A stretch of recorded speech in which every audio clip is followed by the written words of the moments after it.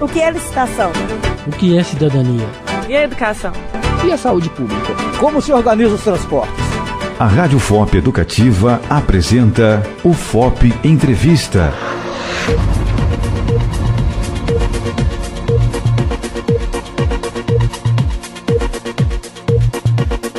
Olá, começa agora o FOP Entrevista. Eu sou Dani Reis e hoje eu recebo Antônio Marcelo, que é doutor em ciência política. Olá, Antônio Marcelo. Olá, Dani. Olá a todos os nossos ouvintes. E hoje nós vamos falar do Brasil no cenário internacional, né, Antônio Marcelo? Como que o Brasil tem sido visto aí pelos países, tanto, né, subdesenvolvidos como os países desenvolvidos?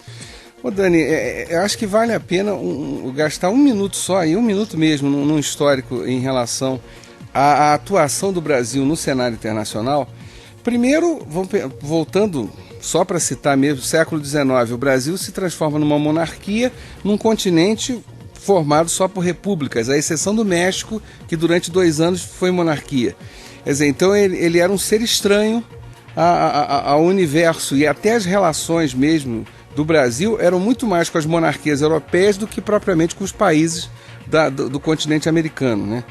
No final do século, a relação com a proclamação da República, aí é o contrário, o Brasil passa a ser muito mais relacionado com a América, notadamente com os Estados Unidos, e a tal ponto que a própria proclamação da República coloca o nome do Brasil uma cópia do nome norte-americano, né? Era a República dos Estados Unidos do Brasil, né?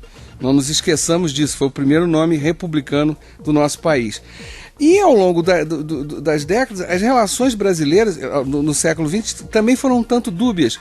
Num primeiro momento há uma aproximação, ainda já na segunda década do século, com a Alemanha.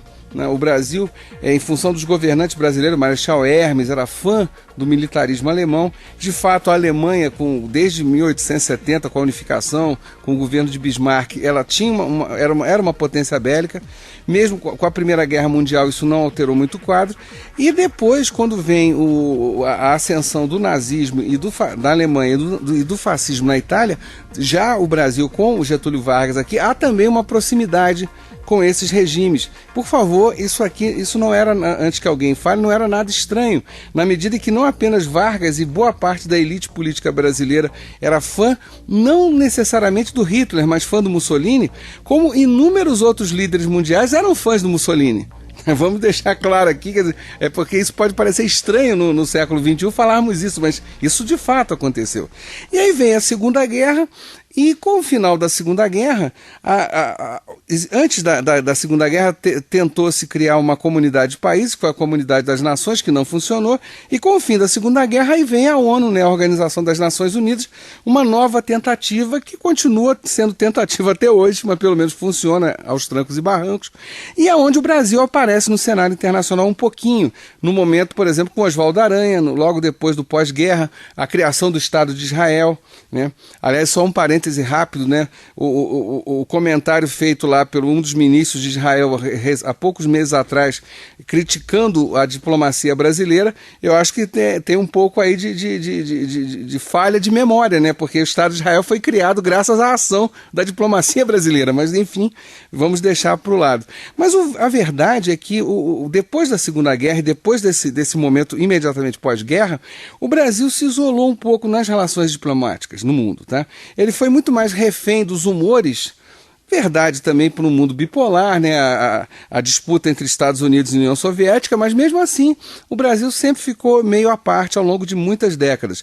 E somente na década de 1980 é que aos poucos o Brasil começou a se inserir um pouco mais no cenário internacional, através de um grupo que ficou conhecido como países não alinhados, né? Eram países assim que poderiam ser ou da esfera norte-americana ou da esfera soviética, porém não concordavam 100% com as posições assumidas pelos países líderes.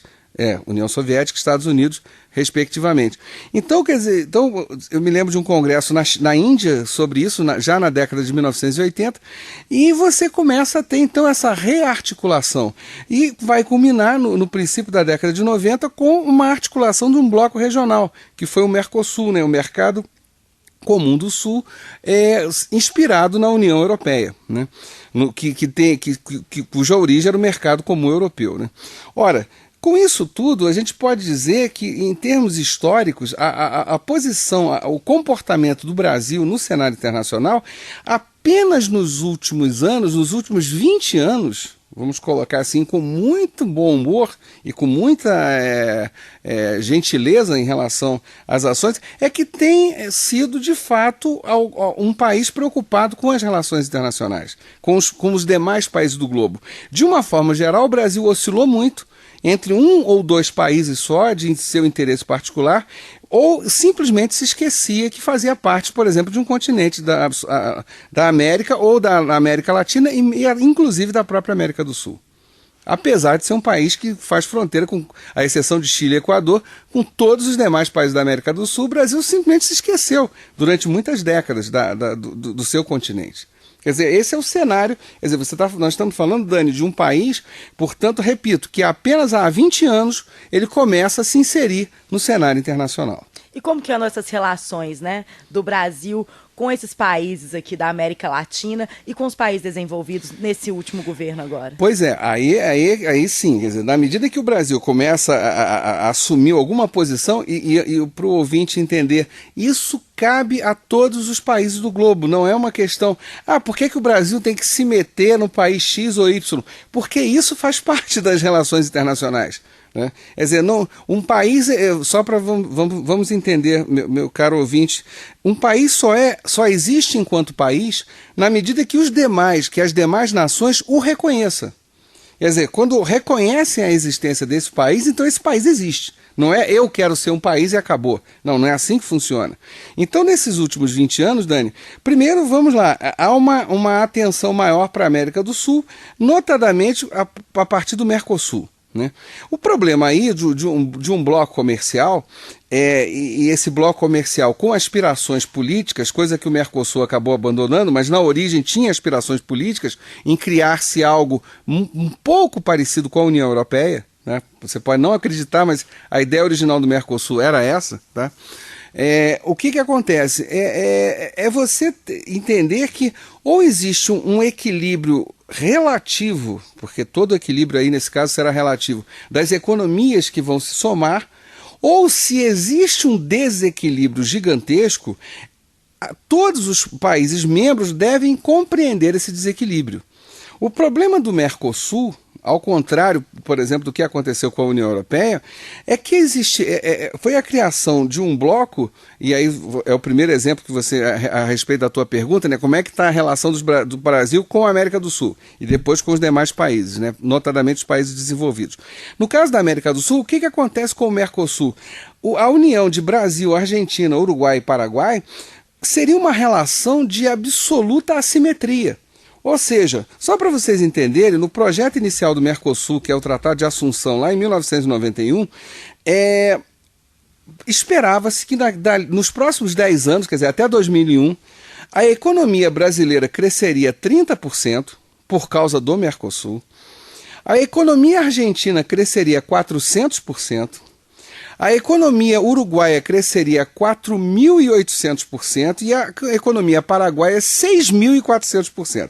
Aí o ouvinte vai falar assim, poxa, então isso é vantagem para o Brasil? Sim, porque quanto maior é a sua economia, menor é o seu percentual de crescimento. Então repare a desigualdade brutal do Brasil em relação aos demais. Não precisa nem dizer que o caso do Uruguai e Paraguai, eles aceitaram a sua posição com relativa tranquilidade, ou seja, nossas economias são tão insignificantes em relação ao Brasil que não há o que fazer. Agora, a Argentina, ela pulou, né?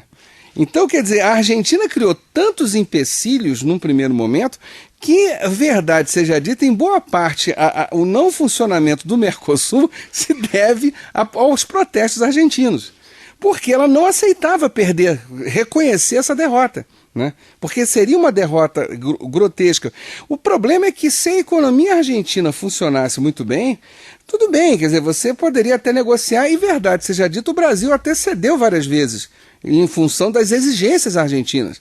O problema é que a Argentina, a economia dela não cresce. Quer dizer, hoje mesmo a Argentina está passando por um calote internacional, está dando um calote, né, no mundo, e na América do Sul a Argentina é o principal parceiro econômico do Brasil. Quer dizer, então como é que fica? Quer dizer, o Brasil, o grande dilema numa relação diplomática, quando você me pergunta isso, a relação do Brasil com os países da América do Sul vamos pensar no caso argentino.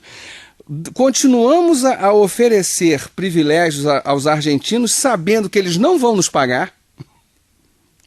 Ou vamos colocar a Argentina como um parceiro de segunda classe e assumir de uma vez por todas que acabou qualquer possibilidade de união na América do Sul?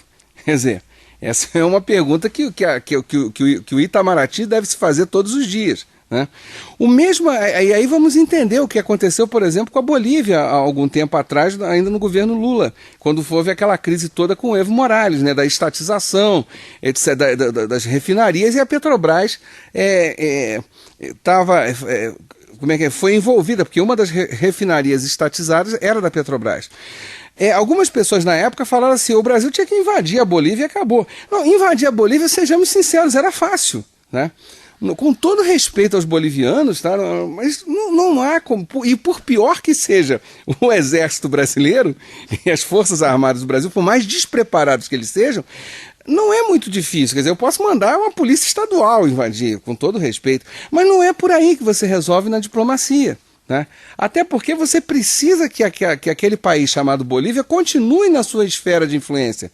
Então, e aí naquela hora, a atitude do Brasil, apesar de aparentemente temerária, quer dizer, não vamos deixar o Evo Morales estatizar, vamos negociar, o resultado é que a Bolívia pagou direitinho o que o Brasil queria, então o Brasil não teve prejuízo nenhum, deixou de ganhar porque a refinaria, mas continuou importando o gás da Bolívia no preço que quis, porque a Bolívia também se deu conta que não tinha para onde exportar o seu gás. Tem esse outro detalhe, né? Só para lembrar o ouvinte, naquela hora a Bolívia estatizava, e qual era a discussão? Muito do gás natural que o Brasil tem vem da Bolívia. Só que o Brasil é quase o único comprador do gás boliviano, porque foi o Brasil que construiu todos os gasodutos. Ora, bolas, então se o Brasil corta ali, a Bolívia também vai à falência. Então também tem esse detalhe, às vezes a pessoa, aquela história, cão que ladra não morde, pode ladrar à vontade, pode latir à vontade, né? Na hora do vamos ver é que você resolve. Então, nesse caso, o Brasil ultimamente na América do Sul, até que o seu comportamento tem sido interessante. O caso da Venezuela, o caso de você perceber empresas brasileiras atuando em países estrangeiros, isso via diplomacia, né? Pessoas pouco tomam nota disso, mas o petróleo explorado na Nigéria, a sua grande parte é feito pela Petrobras. O mesmo acontece com o petróleo angolano, como todos os diamantes de Angola são explorados pela Vale. Quer dizer, então o Brasil também tem a sua ação imperialista no mundo, digamos assim, ainda que dentro do meu modesto entender devesse ser mais. Bom, porque isso faz parte das relações internacionais, não existem países, eu sei que eu estou me estendendo, Dani, mas já vou entrar na segunda parte da resposta. Então, em relação a países de economia igual ou inferior ao do Brasil, o Brasil age dessa forma, e por quê? Que eu chamei agora, brincando, de imperialista, porque dentro das relações internacionais não existe o bonzinho e o malzinho, existe o mal e o muito mal, né? O Brasil, por enquanto, é só mal. Eu desejaria que ele fosse muito mal. É assim que as relações internacionais acontecem. Quanto aos demais países, tá, os países desenvolvidos, o Brasil deu dois grandes passos. O primeiro foi quebrar a hegemonia norte-americana enquanto parceiro comercial. Os Estados Unidos não são mais o maior parceiro comercial do Brasil há alguns anos. O Brasil pulverizou suas relações econômicas com diversos países. Não há um único país no mundo que, se o Brasil cortasse as relações econômicas, o Brasil perderia. Muito. Como já aconteceu num passado até recente. Hoje, o maior parceiro comercial do Brasil é a China, que responde por pouco mais de 10% da economia brasileira. 14%, alguma coisa assim, não me lembro agora o índice correto. Então, repare bem, se você perder isso, vai fazer falta? Faz. O Brasil quebra? Não. Em algum momento no passado, qualquer país que cortasse relações com o Brasil quebraria, né? Em qualquer área. Hoje em dia o Brasil pode romper com qualquer país em qualquer espectro econômico e isso não altera em nada. Então esse foi o primeiro grande passo, a pulverização das relações econômicas a partir da diplomacia brasileira. E a segunda coisa extremamente importante é a criação do BRICS, né?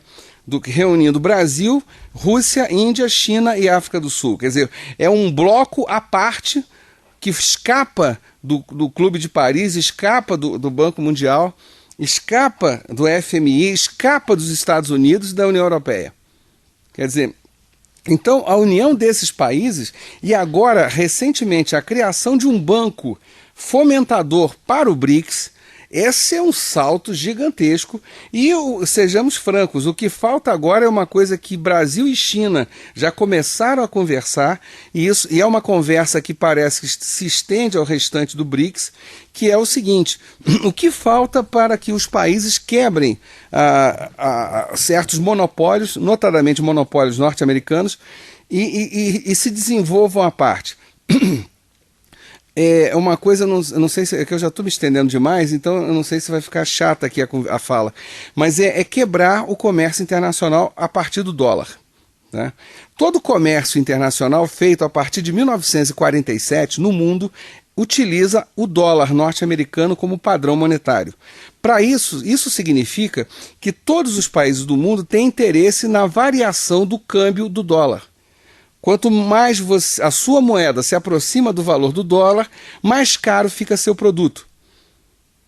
Também, se a sua moeda valer muito menos que o dólar, significa que o teu produto está completamente desvalorizado no mercado internacional. Então, foi uma jogada dos Estados Unidos muito inteligente em termos econômicos e de relações diplomáticas, que gerou toda uma dependência do mundo em relação à moeda nacional norte-americana.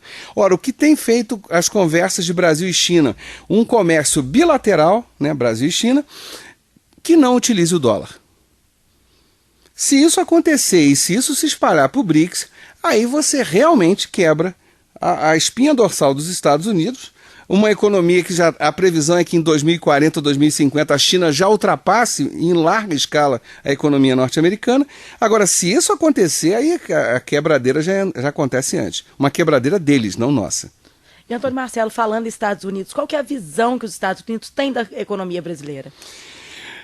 A gente tem que pensar da natureza mesquinha dos seres humanos, né? E ainda mais quando você acerta a parte mais sensível do corpo humano, que é o bolso, né? Na medida em que o Brasil se distanciou dos Estados Unidos, num primeiro momento, vamos pensar lá no governo Lula ainda, por exemplo, né? Você pega até alguns elogios da imprensa norte-americana ao Brasil, etc, etc. Só que esses elogios, eles desaparecem logo depois, quando você tem a crise de 2008, que é uma crise norte-americana e que afeta todo mundo, né? A crise começa lá com financiamento imobiliário nos Estados Unidos, que essa é a origem da crise mesmo, ela se espalha para o mundo todo. O Brasil sofre com a crise, mas não sofre tanto quanto os demais países, isso é realidade também, não tem como negar. E mais do que isso, na sequência, Dani, se você parar para pensar, é mais ou menos na mesma época que o BRICS aparece e se fortalece. Ora, não é, digamos assim, curiosamente, a imprensa americana começa a ver o Brasil com olhos ruins de novo. Sabe, isso eu teria que ser extremamente ingênuo para acreditar que o Brasil passou a ser feio, voltou a ser o patinho feio. Não, o problema é que o Brasil, cada vez mais, ele se descola dos Estados Unidos. E o que é pior, né?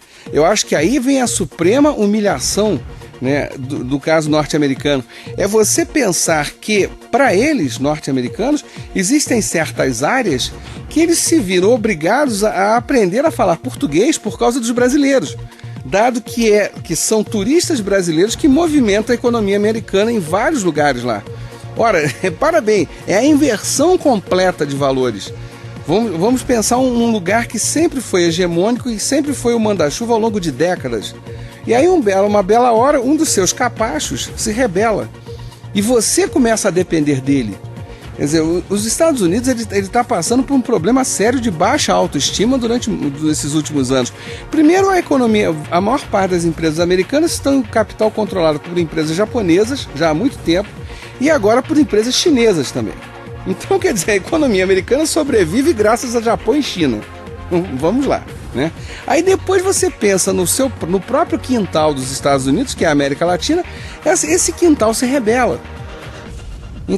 São coisas assim que são inadmissíveis para um poder que durante tantas décadas foi hegemônico. Daí explica-se, repito, você volta a 6, 7, 8 anos atrás, a Newsweek, você tem várias revistas norte-americanas, né? A Times, você vai, a New York Times e tal, você vai pega esses jornais e revistas, você vê as manchetes. O Brasil é lindo de morrer, teve aquela manchete famosa que me foge agora a revista, que era o Cristo Redentor decolando. Aí depois, quando o BRICS se fortalece e os Estados Unidos deixam de ser o parceiro comercial privilegiado, aparece o Cristo Redentor dando piruetas no ar e desabando. Quer dizer, são coisas que loucas, né? Se você parar para pensar. E aí você imagina assim, então o Brasil caiu? Não. Simplesmente o Brasil se descolou dos Estados Unidos. Essa é a grande verdade. Quer dizer, você pega a economia mundial hoje, por exemplo, todo mundo cresce, a exceção, é claro, da China, todos crescendo na base de 0, qualquer coisa. Ou seja, o mundo, não é o Brasil, o mundo está estagnado economicamente, já desde 2008. Então você faz o quê? Sabe, eu sinto muito, sabe? Isso faz parte vamos lembrar Karl Marx, né? Tudo que é sólido desmancha no ar. Então a hegemonia norte-americana ia acabar um dia. O que eu posso fazer? Antônio Marcelo, a gente vai para um rápido intervalo e já a gente volta. Tá certo, sim, senhora.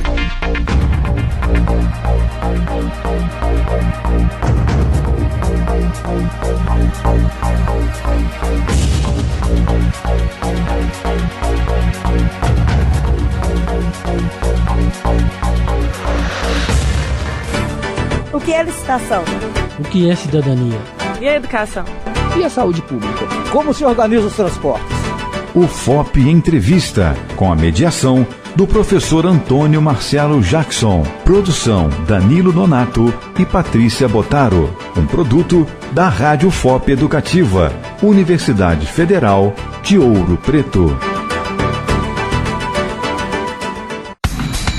A Câmara de Vereadores da sua cidade já pode ter um site na internet. O Interleges preparou um pacote de produtos e serviços para as casas legislativas que ainda não têm um site. E o melhor, tudo de maneira simples, rápida e gratuita. Acesse interleges.leg.br/solução web e conheça a ferramenta que vai ajudar as casas legislativas a falar com o cidadão e a cumprir a lei da transparência.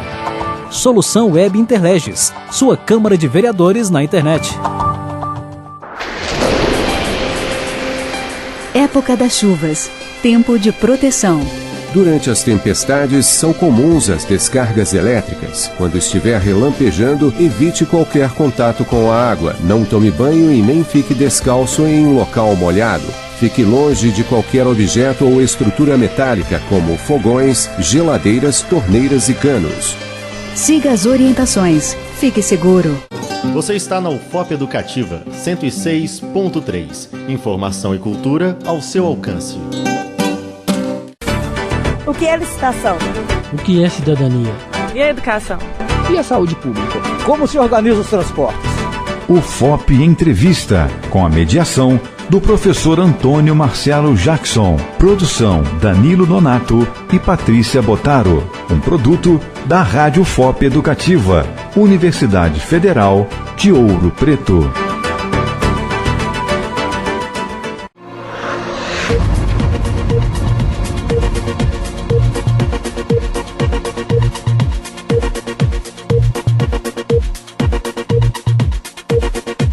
FOP Entrevista está de volta comigo aqui nos estúdios, o professor e doutor em ciência política, Antônio Marcelo. E hoje nosso papo é sobre o Brasil no cenário internacional, sobre a economia brasileira no cenário internacional.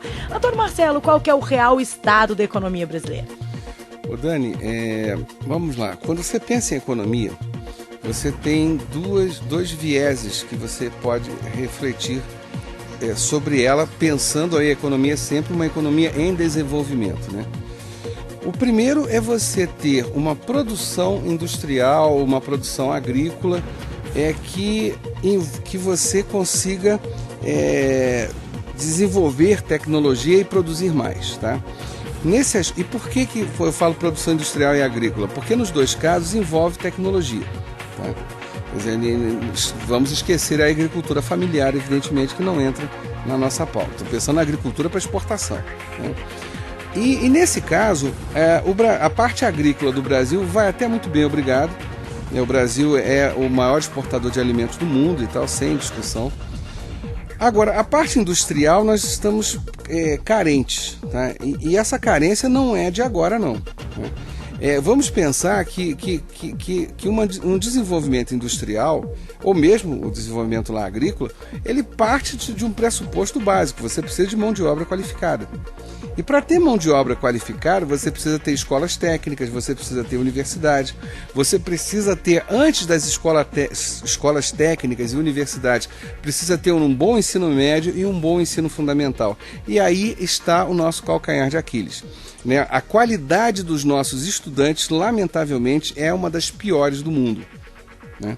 Nós temos problemas muito graves no ensino fundamental. Esses problemas são devidamente falsificados com uma coisa que os professores conhecem muito bem, chamado ciclo básico. Ou seja, uma criança entra em idade escolar, é matriculada, e essa criança vai até o 9º ano sem reprovação. Por favor, antes que alguém fale: Antônio Marcelo, você é favorável a sair reprovando? Não, reprovar é um mal necessário. Se você percebe que aquele estudante perdão, não está acompanhando aquele mínimo necessário, ele tem que repetir. Isso aí faz parte, isso aí todos nós já passamos por isso. Vivemos situações, ou tivemos que repetir o ano, ou chegamos perto disso. Isso é da condição do aprendizado, não há o que fazer. Agora, por que você cria, no caso, eu vou pensar os municípios, que são eles os responsáveis pelo ensino fundamental, por que eles criaram o ciclo básico, tá? Ou seja, o aluno termina o 1º grau sem reprovação. Porque o município, que é o responsável pela lei, pelo ensino fundamental, ele precisa que na estatística ele saia bem na foto. Ou seja, as crianças do meu município que em idade escolar estão todas devidamente matriculadas e conseguiram encerrar o 1º grau. Gente, a imagem é linda. Pena que essa criança termine o ensino fundamental sem sequer assinar o nome. Sem conseguir, quando muito, reunindo letras, né? B com A da BA. Agora, essa criança não consegue interpretar um texto, não consegue interpretar uma fórmula matemática, e todos os testes envolvendo as crianças de ensino fundamental no Brasil apontam uma média baixíssima. Não adianta que fulano ou beltrano diga que o meu ensino é lindo de morrer, o melhor do Brasil. Não, todas as escolas de ensino fundamental no Brasil, independentemente do partido que governa aquele município, todas estão muito ruins, tá? A média esperada é de 6, alguma coisa, e a média brasileira é de 3, alguma coisa. Então, por favor, aí você tem problemas. Só que essa criança termina o 1º grau, termina o ensino fundamental, vai para o ensino médio, que é de responsabilidade dos estados. Novo ciclo básico se cria, porque os estados também, né, as unidades que compõem a federação, precisam sair bem na foto. Aí esse jovem, agora esse adolescente, termina o ensino fundamental, também sem conseguir interpretar, sem conseguir então, e se ele não interpreta, ele não produz. Ora, aí esse jovem vai parar numa escola técnica ou numa universidade, que via Enem, que é você marcar um X, sejamos muito sinceros, né? Você vai e pode até ser aprovado. Né? E o governo federal, que é o responsável pelo ensino superior, ele faz o papel dele, abre mais universidades e abre mais escolas técnicas federais. Porém, com um problema. Né? A qualidade desse estudante que ingressa lá é uma qualidade muito duvidosa. Por favor, eu sou professor universitário há 14 anos e eu digo sempre, as disciplinas que eu leciono normalmente são disciplinas de 1º e 2º período. Eu gasto 1 semestre ou 2 semestres ensinando a ler e a escrever. Porque os alunos que eu tenho, com exceções, é claro, tá? Mas lamentavelmente raras exceções, eles não sabem interpretar. Isso é trágico, tá? Ora, não sabendo interpretar, Dani, você cria um problema para a economia. Por quê? Porque você não tem uma mão de obra qualificada, tá? E, por favor, criar uma mão de obra qualificada não acontece da noite para o dia. Nós estamos falando, de processos que duram anos a fio. Tanto que algumas empresas até adotaram, e eu acho que essa é uma atitude muito saudável das empresas, de criar cursos de capacitação dentro da própria empresa. Eu acho isso fundamental, né? Elogio qualquer empresa que faça isso. A própria Vale, ela estava com um projeto, eu não sei há quantas anda isso, de criar um curso de mestrado e doutorado voltado para mineração, tá? Com bases no Pará, e aqui em Ouro Preto, se eu não estou enganado, né? Não sei há quantas anos esse projeto, mas ou seja, a própria Vale formaria a mão de obra qualificada de engenheiros para ela mesma, né? Na medida em que ela não consegue capturar no mercado essa mão de obra qualificada. Bom, então quando você me pergunta há quantas anos a economia brasileira, nesse viés da produção, e uma produção que precisa de mão de obra qualificada, eu diria, nós estamos muito mal, né? Nós estamos com problemas sérios a resolver. E aí, qual foi a saída encontrada? Isso aconteceu notadamente no governo Lula e se prolongou no governo Dilma Rousseff. Se eu não posso crescer via produção, né, eu tenho uma outra forma de crescimento, que é via crédito. O que é crescer via crédito? É você baratear os custos do crédito. Então, por exemplo, o Brasil, historicamente, ele sempre foi um país de tradição de crédito ruim. Tá? Tudo era feito para que uma pessoa, para pedir empréstimo num banco, ele tivesse que vender a alma para conseguir esse empréstimo. No governo Lula, uma ideia que na verdade não surgiu no Brasil, surgiu na Índia, até eu esqueci agora o nome do economista que ganhou prêmio Nobel há muitos anos atrás, a ideia do microcrédito. Então veio primeiro essa ideia do microcrédito, ou seja, o governo brasileiro, como é detentor da maior parte do capital acionário de 3 bancos, né? Um de 100%, que é o BNDES, e do Banco do Brasil e da Caixa Econômica. Então, o que o governo brasileiro fez? Olha, primeiro vou pegar os bancos oficiais e libero o microcrédito. Então, qualquer pessoa, uma costureira que precisa de R$300, e nenhum banco comercial faria isso, emprestar R$300, não empresta, entendeu? Não compensa para um banco comercial privado fazer isso. Mas aí o microcrédito você vai lá e consegue, compra uma máquina de costura e aquela moça que é costureira, mas não tinha uma boa máquina, começa então a trabalhar melhor. Por favor, é uma ideia de um indiano que foi aplicado no Brasil e que funciona. É aplicado, aliás, em vários lugares do mundo. Depois o crédito foi liberado para consumo em geral. Tanto que aí vamos lembrar, é quando o Banco do Brasil começa a liberar de forma irrestrita quase, empréstimos que você faz no caixa eletrônico, tá? E a Caixa Econômica seguiu o mesmo caminho, que você pega empréstimos com taxas baixíssimas. Tá? Ora, qual é a lógica desse modelo, tá? Da liberação do crédito? Então a Dani Reis, ou Danilo Nonato, ou Antônio Marcelo, ou Cimei Golderin, a Eliane Santos, qualquer um da equipe aqui da nossa rádio, e os demais que eu não citei, vai no banco e pega um empréstimo para adquirir um bem de consumo. Né? Ora, adquirindo esse bem de consumo, faz a economia movimentar. Tá?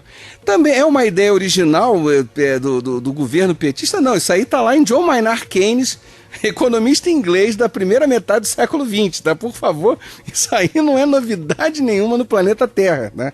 Vamos colocar isso. Esse modelo funciona, Dani, e aí, por favor, perdão, antes de dar conta dessa minha pergunta retórica, se o modelo funciona. Na medida que você, então, libera o crédito e as pessoas compram mais, então, é claro, a economia se aquece. Foi, aliás, esse tipo de adoção desse modelo claramente keynesiano que fez com que o Brasil sofresse menos o impacto de 2008, da crise econômica mundial de 2008, 2009. Por quê? Porque foi nessa hora que o crédito, então, foi liberado a valer aqui. Né? Então você fez a economia brasileira se aquecer via liberação de crédito, via liberação e expansão de crédito. Bom, qual é o problema aí sim, agora vamos à pergunta retórica. Esse tipo de crescimento econômico vale a pena? Tá? Eu diria, a resposta, e qualquer um vai dizer, não é uma resposta de um gênio da economia sobre isso, e muito menos um cientista político que conhece um pouquinho do assunto, dirá o seguinte: é um crescimento de risco. Por quê? Porque quando você libera o crédito, e num primeiro momento a economia é aquecida pelo aquecimento do comércio, como o próprio nome diz, você está aquecendo o comércio, você não está aquecendo necessariamente a produção. Por quê? Essa compra de mercadorias não precisa ser necessariamente de um produto gerado no Brasil. Você pode estar comprando um produto importado. E a maioria dos casos isso acontece. Ora, se a Dani Reis, ela vai no Banco do Brasil e pega um empréstimo, mas ao pegar esse empréstimo, ela vai num grande magazine e compra um produto importado, o dinheiro que ela pegou num crédito baixo de um banco oficial do Brasil, na verdade ela está mandando para o exterior, porque ela está comprando um produto importado e não um produto nacional. Ora, esse tipo de realidade faz com que você diminua a produção da indústria brasileira, ou ela pare, podendo gerar até algum desemprego na própria indústria. Olha só que loucura, o crescimento do comércio faz a indústria perder, né? Por isso são medidas que você tem que parar para pensar muito quando você faz isso. E mais do que isso, como esse crédito liberado, ele não é um crédito de juros de taxa zero, ele tem uns juros, e você vai ter que pagar esses juros. E quando paga esses juros, você está pagando juros em cima de um dinheiro que não saiu da produção, mas sim saiu do banco. Ou seja, é um dinheiro já que carrega alguma inflação. Ou, em outras palavras, o crescimento a partir da liberação e expansão do crédito, ele corre o risco de gerar um processo inflacionário. Então, quer dizer, olha, além de criar um problema na indústria. Quer dizer, então repara o tamanho da encrenca. De um lado a gente tem de novo, o primeiro viés de crescimento econômico precisamos aumentar a produção industrial. Mas para isso eu preciso de mão de obra qualificada, coisa que o Brasil nunca fez. Que é pensar a escola. Problema sério que não se resolve da noite para o dia. Segunda solução, você vai para o crescimento via expansão e liberação do crédito. Tá bom, mas aí você pode prejudicar a indústria nacional e, além disso, você também pode gerar um processo inflacionário. Bom, como é que você resolve nesse segundo caso, já que foi o modelo que o Brasil adotou nesses últimos anos, né? Para você proteger, no caso da indústria, você pode fazer o seguinte, você aumenta as taxas de produtos importados. Então o imposto de um produto importado passa a ser maior do que o imposto de um produto nacional. Aí a Dani vai falar, bom, qual é a vantagem disso? Vantagem que aí para o consumidor, para a Eliane Santos, por exemplo, quando ela vai comprar o produto lá, ela não está sabendo, ela como boa consumidora que é do planeta Terra, ela vai comprar o produto mais barato. E ao chegar na loja, ela vai ver um produto X fabricado no Brasil custando 10 e um produto Y produzido em outro país qualquer custando 15. É claro que ela vai comprar o produto de 10. Esse preço 15 é real? Não, é falso, porque é a carga tributária colocada em cima do produto importado para proteger a indústria nacional. Mas aí, Dani, o que aconteceu nesses últimos meses, nesses últimos nesse último ano? O Brasil passou a ser um dos países que mais cobra impostos sobre produtos importados. Com isso, os países que exportam para o Brasil começaram a reclamar, porque os seus produtos chegam aqui e ficam muito mais caros e não vendem tanto. E você cria um outro problema diplomático. Por favor, se a gente continuar nessa conversa aqui sobre esse ponto, nós vamos levar a vida inteira conversando. Mas apenas para o ouvinte, para todos que nos ouvem, participam da rádio, perceberem que a coisa não é simples, né? Ah, faz isso, você resolve. Não, você tem consequências. É tudo um grande sistema. Você mexe num ponto, você altera outro ponto. Então você tem que tomar muito cuidado nisso. Quer dizer, na medida que não se investiu em escola anos atrás, você gerou uma ausência de mão de obra mais à frente. E que você não cresce. Na medida em que você resolve optar por um crescimento via crédito, você gera outro problema. Então, quer dizer, não são decisões simples, né? Mas então, e aí, frente a tudo isso, voltando à tua pergunta, como é a situação da economia brasileira hoje, eu diria, é uma situação ruim. Tá? Para piorar, e só para piorar, o mundo continua em recessão. Então, se os países do globo, a própria China diminuiu o crescimento, quer dizer, estava na base de 10%, caiu para 7%. O sonho de consumo de qualquer país do planeta é crescer 5%. Né? Os países estão crescendo 1%, 0,5%. A China crescendo 7%, está reclamando. Mas, de qualquer maneira, é o único país que está crescendo nesse porte. E, Antônio Marcelo, eleições. Domingo temos aí o segundo turno, né? Essa briga entre PT e PSDB, que se expandiu a uma briga nacional, seja entre amigos, colegas, seja até nas redes sociais.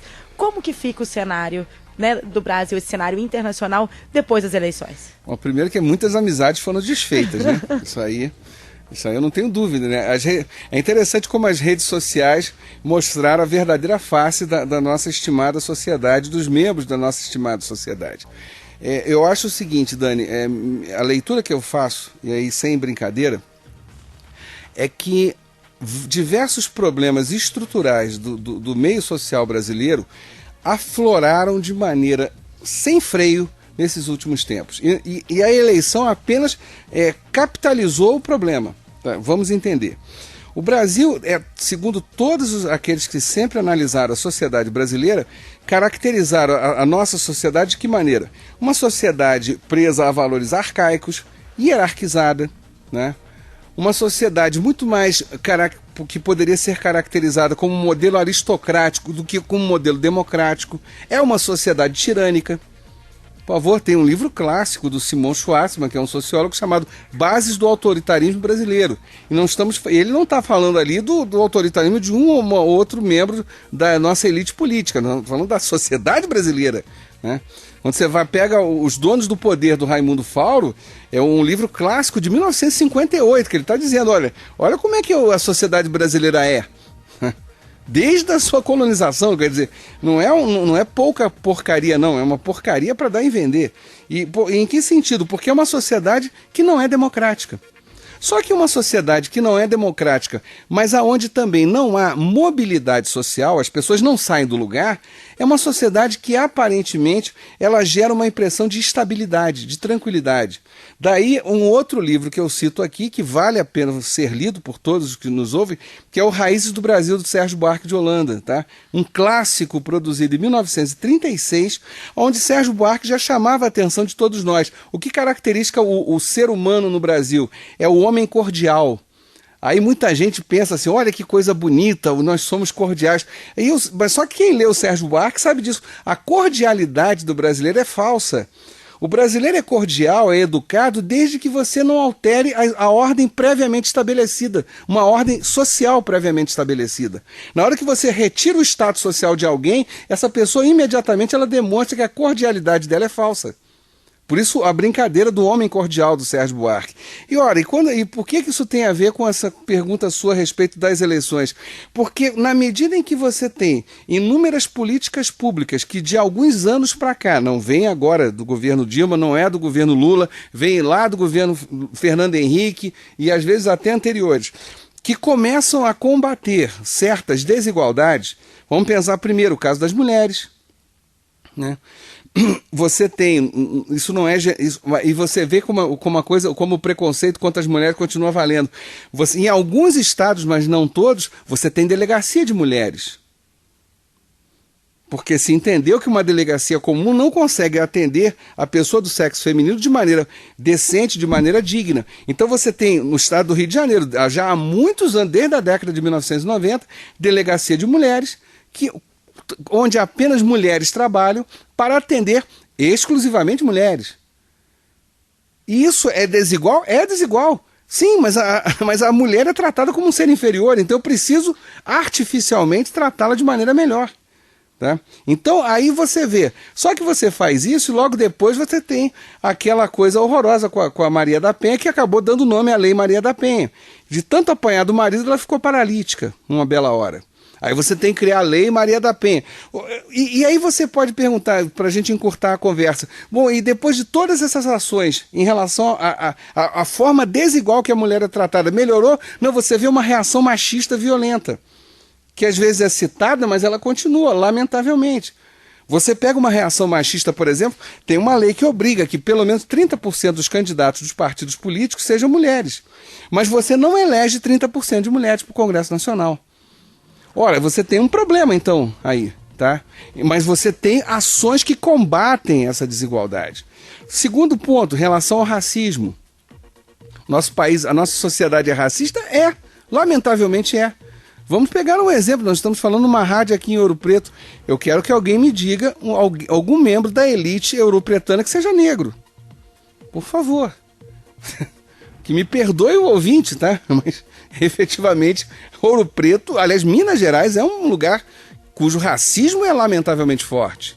Que você precisa combater isso. E aí, na medida que você tem políticas de ações afirmativas que combatem isso, tá? Você tem ações e reações racistas, né?